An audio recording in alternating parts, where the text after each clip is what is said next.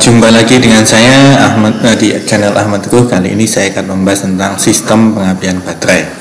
Sistem pengapian baterai atau disebut juga sistem pengapian DC. Ini yang tipe zaman dahulu ya, atau sistem sini ada terbagi sistem pengapian konvensional dengan baterai atau baterai and coil ignition system. Dimana di sini komponennya ada baterai, ada ignition switch atau kunci kontak, ada engine stop switch. Kemudian di sini ada ignition coil, kemudian ada kapasitor, ada kontak breaker atau platina. Di sini ada spark plug atau busi. Di mana di bagian ignition coil di sini ada primary winding atau kumparan primer, di sini ada secondary winding. Di mana kumparan primer di sini lebih digambarkan lebih jarang atau lebih sedikit dibandingkan dengan kumparan sekunder. Yang mana di sini adalah ignition coil ini merupakan transformator atau transformer atau trafo step up, di mana digunakan untuk meningkatkan tegangan dari tegangan yang rendah menjadi tegangan yang tinggi. Di sini yang pertama yang saya akan jelaskan adalah baterai. Baterai di sini ada bagian positif, ada negatif. Bagian negatif di sini terhubung dengan bagian seperti ini. Nah, simbol seperti ini artinya terhubung di bagian negatifnya. Jadi yang pertama yang perlu kita tahu adalah arus positif akan mengalir menuju ignition switch.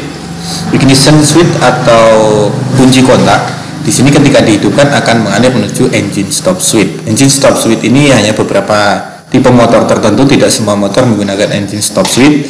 Biasanya motor-motor sport di bagian setirnya atau bagian stangnya di saklarnya biasanya diberikan warna tersendiri, merah atau warna-warna khusus untuk menandakan ini untuk mematikan sistem pengapian, hanya sistem pengapian.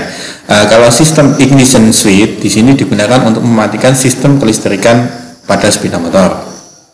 Jadi engine stop switch ini akan langsung terhubung dengan ignition coil. Jadi arus baterai akan mengalir melalui ignition switch atau kunci kontak, kemudian engine stop switch, kemudian menuju ke primary winding atau kumparan primer, kemudian menuju ke kapasitor. Kapasitor di sini berfungsi untuk menyimpan muatan listrik. Nah, cara kerjanya seperti baterai, cuman kapasitor di sini dapat melepaskan arus listrik dengan sangat cepat, kecepatan yang sangat tinggi. Kemudian di sini ada kontak breaker. Di pertemuan sebelumnya saya juga sudah membahas sedikit tentang kontak breaker atau platina ya, sambil review sedikit di mana bentuk platina itu kurang lebih bentuknya seperti ini. Ada sebuah logam yang ditempelkan pada sebuah besi yang dapat diatur jaraknya atau ini celah udaranya ketika pada posisi di puncak. Cara pemasangannya kurang lebih seperti ini, ada A, B, C dan D, di mana A ini posisi yang baik, B ini posisi miring, hasilnya nantinya platina ini akan habisnya tidak sama.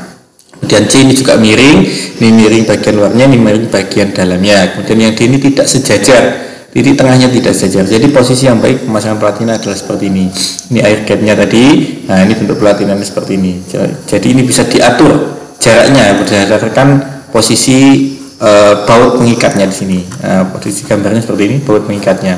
Ini bisa diatur pergeseran platinanya. Oke, lanjut ke gambar sebelumnya tadi. Kita lanjut di sini. Ketika kunci kontak on, arus positif mengalir menuju ignition switch, kemudian engine stop switch, kemudian ke primary winding untuk mengisi kapasitor. Kapasitor ini akan terus terisi sampai kontak breaker ini saling bersentuhan. Ketika kontak breaker ini saling bersentuhan, otomatis arus positif akan mengalir melalui primary winding, kemudian akan terbuang ke massa melalui kontak breaker atau platina. Ketika kontak breaker ini terhubung, berarti di sini arusnya akan menjadi negatif. Kita ke posisi awal dulu. Ketika posisi platina terbuka, posisi platina terbuka ini adalah posisi ignition coil belum bekerja. Jadi arus positif akan mengalir menuju kunci kontak, kemudian ke engine stop switch, kemudian menuju ke primary winding, kemudian akan mengisi kapasitor. Kapasitor akan terus terisi sampai pada saat kontak breaker ini menyentuh bagian ini dengan bagian ini terhubung. Siapa yang menggerakkan? Yang menggerakkan adalah poros cam yang seperti gambar sebelumnya tadi, sehingga arusnya akan terbuang ke massa. Secara sederhananya seperti itu. Mari kita ulangi lagi. Jadi cara kerjanya dari positif mengalir ke ignition switch, kemudian ke engine stop switch, kemudian ke primary winding bagian ignition coil, kemudian mengisi kapasitor. Di sini akan terjadi arus positif. Arus positif di sini juga akan terjadi positif. Ketika platina mulai tertutup, ini akan terjadilah proses pengapian, di mana yang semula di sini positif akan berubah menjadi negatif karena terhubung negatifnya dari sini ke kontak breaker, sehingga di sini terjadi perubahan dari positif menjadi negatif. Inilah yang akan mengakibatkan induksi. Nah, induksi atau medan elektromagnetik pada ignition coil ini akan mengakibatkan induksi pada secondary winding pada ignition coil, sehingga dua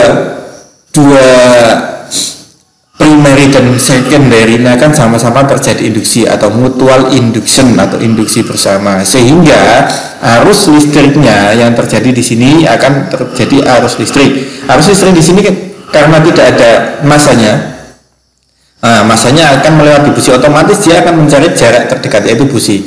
Kenapa kok bisa melewati busi? Karena busi kan ada celahnya. Kenapa bisa? Karena di sini tegangannya sampai puluhan ribu volt. Tegangan yang sangat tinggi itu dapat bergerak dengan jarak tertentu. Kalau jaraknya masih mampu sesuai jarak kemampuan elektron berpindah, berarti akan terjadi loncatan elektron atau perpindahan muatan positif menuju ke negatif. Pada dasarnya listrik akan mengalir dari positif menuju negatif, entah bagaimanapun caranya akan mengalir ke negatif.